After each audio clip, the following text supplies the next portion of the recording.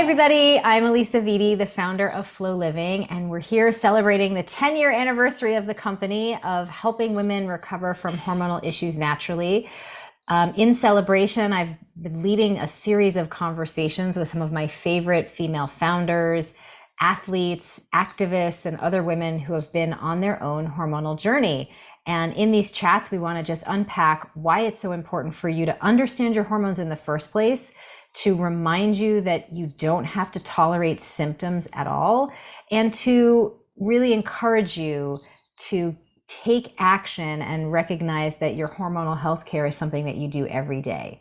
Joining me today is Elizabeth Stein, the founder and CEO of Purely Elizabeth, which is an incredible granola company that, I basically have been eating every day for probably the past decade. I am obsessed with this granola. I think it's the best product on the market. So I'm so thrilled to have her here. And I recently connected with Elizabeth on her podcast, and she had a really interesting epiphany on her podcast and has been on a hormonal journey, I think, since. And so I wanted her to share this story in this chat because it's, I think, one that you will resonate with, because so many of us may find ourselves in a similar situation. So welcome, Elizabeth. So good to have you here. Thank you for taking some time to do this today. Thank you so much for having me. It's such a pleasure to reconnect. And I have to say that your episode on the podcast is the most downloaded episode that we've had. So I did not know that. That is great. I want to know more about their hormones. And to your point, I think there's just so much conversation that hasn't been had that's now being had. So a lot to learn from you. Oh my gosh, that's so great. And yes, definitely check out your Elizabeth's amazing podcast. Okay, so let's get right into it. I want to hear the juicy story. So tell me about your experience of just interacting with your hormones throughout your life. Were they something that you thought about, didn't think about? Where were you with it? Where are you with it now? So admittedly, it's something I did not think about. I think that, in my life, I was never someone who felt many symptoms, say, from my period. I didn't really get cramps or breakout or have any real physical or emotional impacts from it. So it's never something that I really paid attention to, the idea of hormones. And having gone to integrative nutrition back in 2007, I will say, it wasn't a big conversation from a health perspective. So again, it wasn't something that I really paid that much attention to. And I love that you're sharing that, because so many women feel the same way. We're not given a lot of information, so we tend not to think about it. Yeah. And I think because I never had something that, stuck out to me as regular, I was like, oh, I don't need to listen to that thing because that's not me, or I don't need to pay attention. And then quite honestly, it wasn't until you were coming on the podcast and I had heard you on someone else's podcast and was so intrigued. And so I had been following you for a long time. I was like, I definitely need to have you on.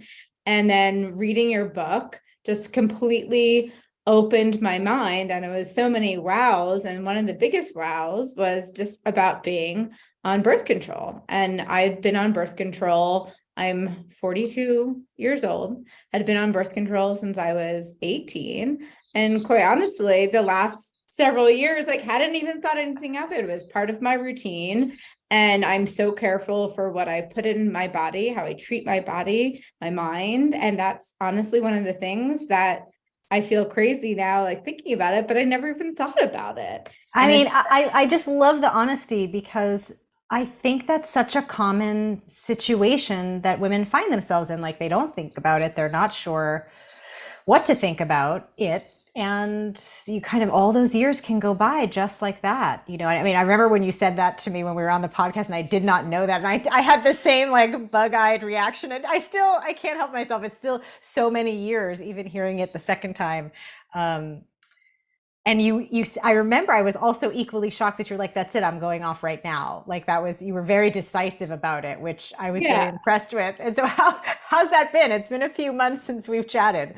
Well, so I felt very definitively that, yes, I was going to go off it. And I went to my doctor here in Boulder. I live in Boulder, Colorado, what I think is a very progressive place when it comes to health and wellness.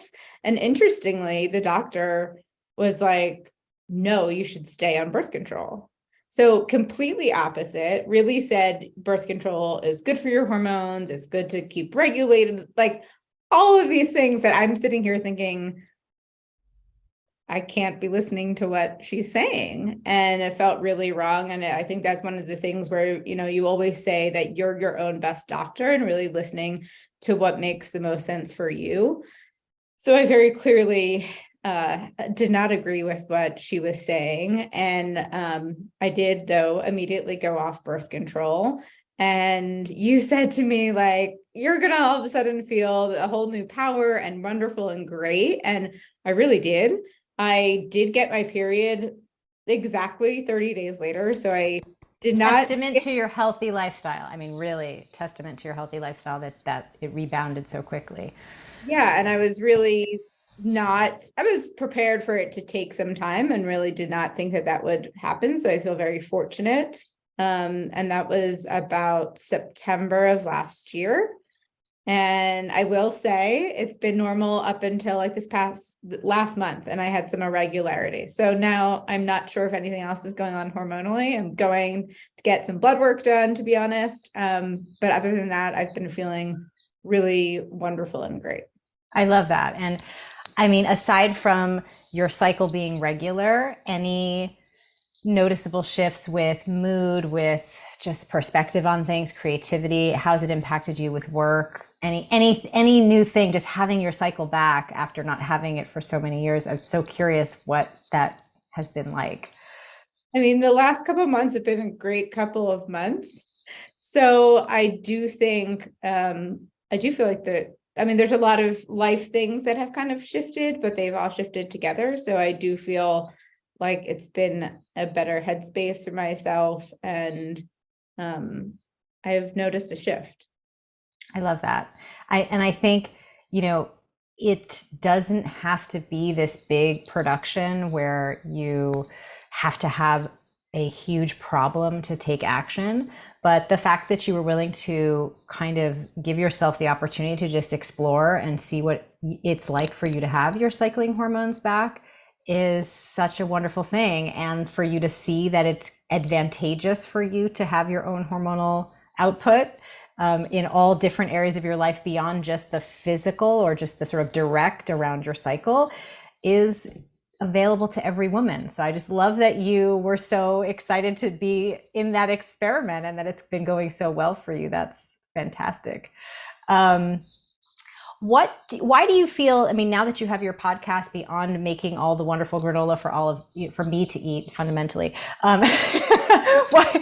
just me, why do you feel with your platform now that you want to be sharing information about topics like hormonal health, like other health topics? Why is that important to you? I just feel like education is so key in making shifts in our life. And I'm the advocate of how do we give our community like the best life, make them thrive and feel the best. I want to feel that way. I think everyone wants to feel the best that they can. And in order to do so, information is completely vital. And having experts come on to share that information in a really digestible way versus, hey, you might not want to sit down and read a book, and there might be, some friction in getting to do that. But I think that the podcast vehicle is so much more approachable and feels like a way to really help somebody make a shift that they otherwise would not have taken the time to really sit down and open up or read that book or buy the book that they would have. It feels like a real way to make a change. I agree. I think, the only way, especially when it comes to hormonal, the hormonal conversation, that we're going to kind of see the biggest impact is when we're all talking about it collectively, not just one platform, but all platforms. We really normalize the fact that, this is a part of our existence every day as women. We need to understand how things work. We need to be taking that personal responsibility to say what's right for me, what should I do, what's the best path forward, and to be in action around it, on a consistent basis. I'm so curious, what's your favorite part of the cycle syncing method now that you're practicing that, post being on the pill? What are you syncing up? What's new for you in that arena? For me, I think an interesting part of it has been trying to be more mindful of the food and the exercise piece of it, especially the exercise piece. I've really noticed a difference to say, like, hey, and I've been doing a lot of strength training. So it's walking into the gym and one day not being able to do as many pull-ups as I had done the previous week, and then connecting and being like, wait a minute, this is where I am in my phase, and therefore I'm not going to be feeling the strongest, and this isn't necessarily the workout that's really feeding me the best to feel great. So that's been a really interesting learning. Yeah. And I love that, because the fear is, well, if we're not consistent every single day, let's say with something like strength training, that there'll be losses. But actually what we know is that you can make better gains by kind of incorporating this cyclical pushing and resting pattern, when you're synced up with your cycle. So it's great that you're seeing that as a benefit too. I love hearing how everybody's incorporating it in their own personal fashion. As we sort of wrap up here, tell me a little bit about what you wish your younger self would have known about hormones, and as a result, like what you want every woman to know about her hormones. I think just the conversation around it is something that never existed. Like just the basics. Being taught that at a young age would be super helpful. Like you have 4 phases and they need special care. Like, the basics. So I think really just, starting with the basics and to understand better how our body works, how some things are normal and what to anticipate. It can seem really daunting to so many people. And so really getting to understand that, I think, would be so beneficial for everyone.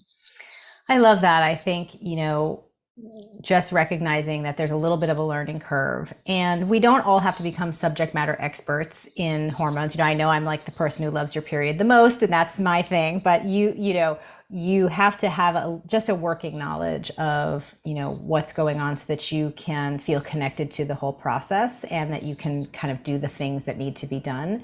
And that's why we're so excited about what we're launching now, because it really just makes it so much easier for every woman to really understand what do her symptoms mean, right? So in the new app, which is free to download now, that's a new thing. We're just part of the celebrating even more. So you can have access for free, and you can put in what your symptoms are, and it'll help you understand what could be going on for you, and then also help you really get a customized care plan that's really going to help you navigate out of your symptoms and into your flow. And we're just so excited to keep innovating and trailblazing a path forward for hormonal healthcare and what that new normal should look like. Thank you so much for being part of this chat series and sharing your story. It's a special story of, what it could look like to be on the pill for so many years and go off of that and have a positive experience. I think it's so important that we talk about these things honestly. And I really want to highlight how much I love that your brand and your podcast is contributing to changing the narrative around women's health, because like I said, it's going to take so many voices to really make an impact. And thank you for being part of this celebration. I'm really excited about the next chapter at Flow Living, and really grateful to have you be a part of it. Well, thank you for all the work that you're doing, and a pleasure to share.